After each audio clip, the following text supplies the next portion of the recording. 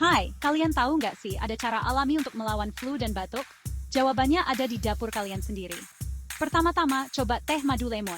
Minuman hangat ini bisa meredakan sakit tenggorokan dan meningkatkan sistem imun. Selanjutnya, ada bawang putih. Iya, yang baunya kuat itu. Bawang putih punya sifat antimikroba yang ampuh untuk melawan infeksi. Bagaimana dengan teh jahe? Jahe bisa mengurangi peradangan dan meredakan batuk yang mengganggu. Dan jangan lupa, sup ayam bukan cuma menghangatkan hati. Sup ayam juga bisa membantu melegakan hidung tersumbat dan menjaga tubuh tetap terhidrasi.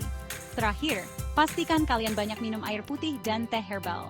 Tubuh kalian membutuhkan cairan untuk melawan kuman. Jadi lain kali kalau kalian merasa mau flu, coba deh obat-obatan alami ini. Semoga cepat sembuh ya!